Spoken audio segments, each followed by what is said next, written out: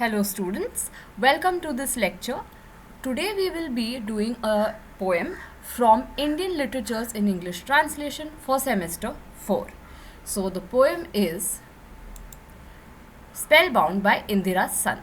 This was translated from Marathi to English by Shanta Gokhale. Indira Sant is a Maharashtrian poet. She was associated with the Nava Kavi or the New Poets movement. She incorporates the elements of nature, leaves, trees, and rivulets or rivers of rural Maharashtra in her poetry. She uses obsessively the imagery of four walls and four windows and two doors, यानी कि घर के चार दीवारों के अंदर कैद रहना, which is an image of metaphysical alienation of human condition and the limited scope of women's lives. Talking about married women in joint families who are sometimes completely restricted to the home and they have no life beyond that. तो ये बात करती है इन तरह के औरतों के बारे में और उनके लाइफ के बारे में. तो चलो इस पोएम को आगे देख लेते हैं. Sadly, within her poem, there is no escape from this restriction. What is possible is only an intense longing that turns inward to find riches unavailable in the world outside. She writes spellbound or Shapit from her own personal experience, and she herself is the speaker of the poem. She was married and widowed young and lives in a quiet private life in Maharashtra. So let's have a look at the poem. The poem, Spellbound or Shapit. The theme is the limited scope of women's lives. Love, longing and loneliness. The poem talks about loneliness and longing in the life of a certain woman who waits for her husband's return indefinitely. Four walls. The image of four walls evokes the sense of loneliness. यानी कि वो बस इंतज़ार कर रही है, वो अकेली है, वो चाहती है बहुत ज़्यादा कि उनके पति वापस आए, उनसे बात करे, उन्हें इस जगह से ले जाए, लेकिन उन्हें यहाँ से कोई एस्केप, कोई रिलीफ नहीं मिलता. This refers to the personal life and feelings of married women in their parent-in-law's home and domestic sphere that she is tied to. She is trapped within her four walls. She keeps doing her monotonous household work, observing her neighbors from her windows every now and then. Trapped with no possibility of escape, there is no way out of the house. This is emphasized by the expressions vastness of wire mesh and the threshold rises and rises to fill the frame. तो ज़रा इन दो expressions को देख लिया जाए. Vastness of wire mash, जो घर के बाहर जो उनका गार्डन है उसमें एक फेंस लगा हुआ है, वायर मैश. तो वो कह रही है there is vastness of wire mesh. वो बाउंड्री कभी ख़त्म ही नहीं हो रही है. बाहर की जगह बड़ी है लेकिन वो घर के अंदर ही है और शायद वो उस जगह को क्रॉस करने की कोशिश करे तो वो जगह बढ़ती जाएगी एंड उस चीज़ के सीमा के बाहर वो नहीं जा पाएगी.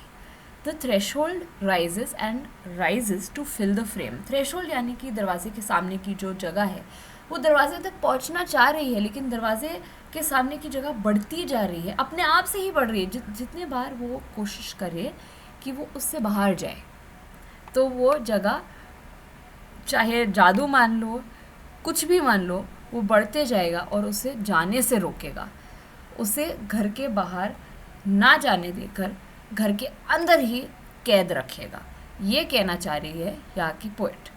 चलो एंडिंग लाइंस को देख लिया जाए.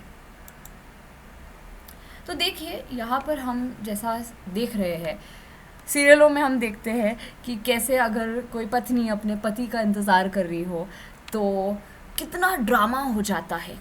बिन बादल बरसात वो खिड़की के पास जाकर इंतज़ार करेगी, बिजली कड़केगी, पीछे से ड्रामेटिक म्यूज़िक आएगा, किसी तरह से उसके बाल भी उड़ेंगे, पर्दे भी उड़ेंगे वो इंतज़ार करती रहेगी और कहेगी कि हर पल जन्म जन्म तक आपका इंतज़ार करूँगी मैं। वो तो हो गया ड्रामेटिक एंगल, ठीक है, मिर्च मसाले के साथ। लेकिन हम यहाँ जो देख रहे हैं उसमें ना ड्रामा है, ना म्यूज़िक है, ना दिन बादल बरसात है।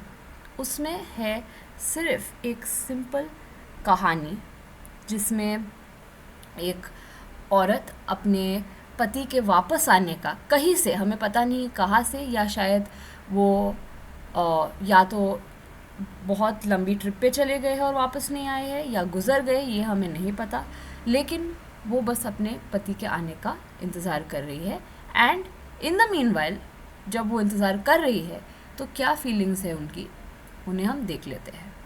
She waits for the prince और her husband to come, but he never returns.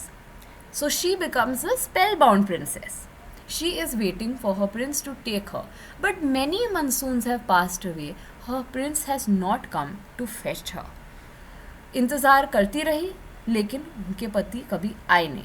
उन्होंने ये एग्जाम्पल दिया है कि मैनी मनसून्स, हर साल मनसून आता है, वो इंतज़ार करती है खिड़की के पास, घर के काम करते करते, कुछ भी करते हुए कि कहाँ है, क्या वो आएंगे, लेकिन उन्हें कभी उनके आने की आवाज़ नहीं आती। उन्हें कभी ऐसा लगता नहीं है कि वो आकर उन्हें यहाँ से ले जाएंगे।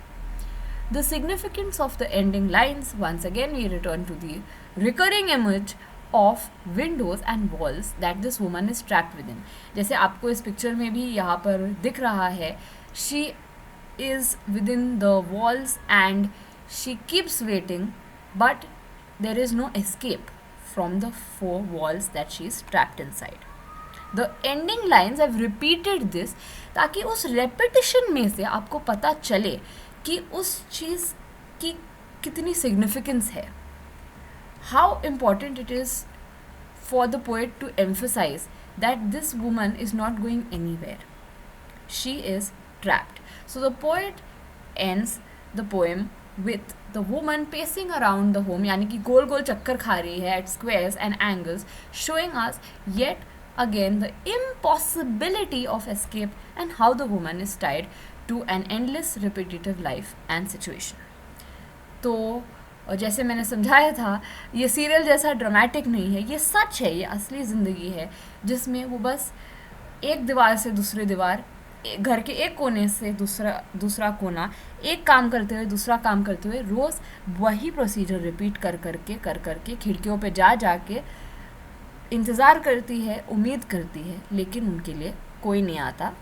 तो एंडिंग इस तरह का है। आई होप आपको पोएम समझ में आया हो, पोएम की मीनिंग समझ में आई हो।